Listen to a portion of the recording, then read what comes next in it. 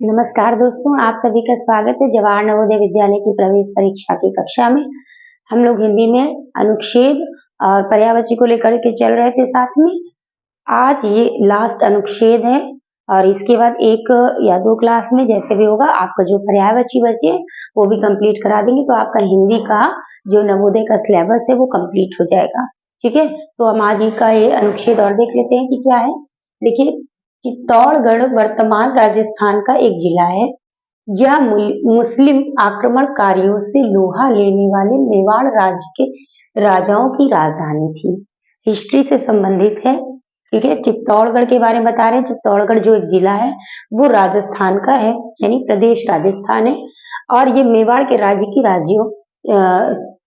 के राजाओं की राजधानी थी। अलाउद्दीन खिलजी ने 1303 ईस्वी में चित्तौड़ पर अधिकार कर लिया था। बाद में राजपूतों ने 1308 ईस्वी में चित्तौड़ पर पुनः अधिकार किया। 1303 में अलाउद्दीन खिलजी ने अधिकार किया था और राजपूतों ने पुनः अधिकार किया था 1308 ईस्वी में। ठीक, इसके बाद है अकबर के शासनकाल में सभी राजपूतों ने अकबर से वीरता पूर्वक मुकाबला किया। महाराणा प्रताप जैसे वीर और साहसी राजा ने जंगलों में भटकना तो स्वीकार किया, लेकिन अकबर की अधीनता को स्वीकार नहीं किया। अनेक राजपूत रानियों ने भी क्या किया कि अपने सतीत्व की रक्षा के लिए आग में जलकर जौहर कर लिया। चित्तौड़ में निर्मित विजय स्तंभ, कीर्ति स्तंभ और किला राजपूतों की वीर गाथा सुनाते हैं। आप लोगों ने जौहर के बारे में, रानी पद्मावती के बारे में सुना होगा। ठीक है, चित्तौड़गढ़ के राजा की पत्नी थी और जैसा कि बताया था बहुत सुंदर भी थी। अलाउद्दीन खिलजी ने आक्रमण किया था और वहां पर स्त्रियां क्या करती थी, जब कोई आक्रमण होता था तो आक्रमणकारियों से बचने के लिए, अपने सतीत्व की रक्षा करने के लिए एक बड़े से हवन कुंड में आग जलाती थी और उसके बाद पूरा श्रृंगार करके सभी उसमें कूद जाती थी। ठीक है, इसी प्रथा को कहते हैं जौहर।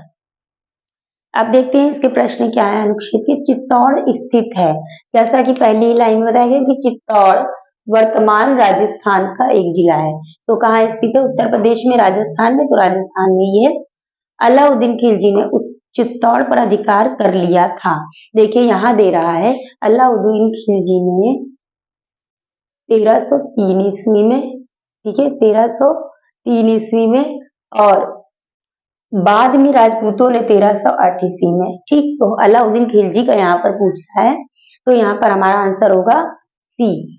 1403 है, 1603 है, ए और बी नहीं होगा, और डी दे रहा है 1203। 1303 इसका सही आंसर है सी। कीर्ति स्तंभ व विजय स्तंभ बनवाया गया। तो कीर्ति स्तंभ, विजय स्तंभ इस लाइन में दे रहा है कि विजय स्तंभ, कीर्ति स्तंभ और किला राजपूतों की वीर गाथा सुनाते हैं। ठीक, तो ये कहा? चित्तौड़ में। ये देखिए यहाँ दे रहा है चित्तौड़ में निर्मित। ठीक, तो ये क्या दे रहा है कि कीर्ति स्तंभ और विजय स्तंभ कहाँ स्थित है? मेवाड़ में, गुजरात में, राजस्थान में, चित्तौड़ में। तो इसका सही आंसर क्या होगा? मेवाड़ के राजाओं के बारे में बताया गया है, राजस्थान प्रदेश है, चित्तौड़ जिले के में है। तो इसका बिल्कुल जो सही जवाब होगा वो क्या होगा? आंसर डी होगा, चित्तौड़। अकबर की अधीनता किसने स्वीकार नहीं की? महाराणा प्रताप, अलाउद्दीन खिलजी, राणा सांगा, इनमें से कोई नहीं। तो देखिए किस लाइन में ये दे रहा था कि महाराणा प्रताप जैसे वीर और साहसी राजा ने जंगलों में भटकना तो स्वीकार कर लिया, किंतु अकबर की अधीनता स्वीकार नहीं की। ठीक, तो प्रश्न है अकबर की अधीनता किसने स्वीकार नहीं की? तो हमारा आंसर होगा महाराणा प्रताप ने। राजपूत रानियां अपने सतीत्व की रक्षा के लिए क्या करती थी? भाग जाती थी। बिल्कुल गलत है। युद्ध करती थी, ऐसा भी नहीं था। आग में जलकर, यहाँ गौहर लिखा हुआ है, जौहर होगा। ठीक है, क्या करती थी? जौहर करती थी, या उपरोक्त में से कोई नहीं। तो अभी हमने आपको इसके बारे में डिटेल में समझा दिया है। आग में जलकर जौहर करती थी। ये आंसर सी जो होगा इसका एकदम सही होगा। अब हम देख लेते हैं, ये हो गया हमारे 5 क्वेश्चन का आंसर। अब हम देखते हैं पर्यायवाची या समानार्थक शब्द जो किसी में लिख लिए हैं हमने। पहला दे रहा है भौरा। भौरा आप जो फूलों के ऊपर आप जानते होंगे कि उसे कहते हैं भौरा। तो इसमें हमने देखिए 1 2 3 4 5 लिख दिए हैं और हमें सभी इंपॉर्टेंट लग रहे थे। मधुप, अली, मधुकर, षटपथ और भृंग। मूर्ख मतलब जड़, अज्ञ, मूढ़। ठीक है, बेवकूफ और मूर्ख में अंतर होता है। मूर्ख मतलब जिसे कुछ भी ना आता हो, जड़ बुद्धि, जिसे कुछ मतलब बिल्कुल भी, जिसको कहा जाता है कि तुम बिल्कुल जो है जड़ बुद्धि हो, मतलब बिल्कुल ही बेवकूफ, जिसकी मतलब कुछ भी उसे ना आता हो, उसे हम क्या कहेंगे? मूर्ख। जैसे मूर्ख का जस्ट उल्टा हो जाता है विद्वान, जिसे सब कुछ आता हो, ज्ञाता हो, ज्ञानी हो। मुंह, मुख, बदन, आनन। आनन हमने आपको कई बार बताया है, जैसे आपको गजानन, चतुरानन, है ना, और पंचानन ऐसा बताया गया। मदिरा मानी शराब होता है, लेकिन हमने फिर भी लिख लिया है। और सुरा और वारुणी भी कहते हैं इसे। मछली का मत्स्य, मीन और सफरी होगा। मत्स्य, मीन और सफरी। मोर का होगा मयूर, सिखी और केकी। ठीक।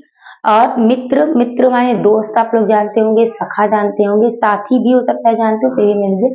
सहचर, साथी और सहृदय।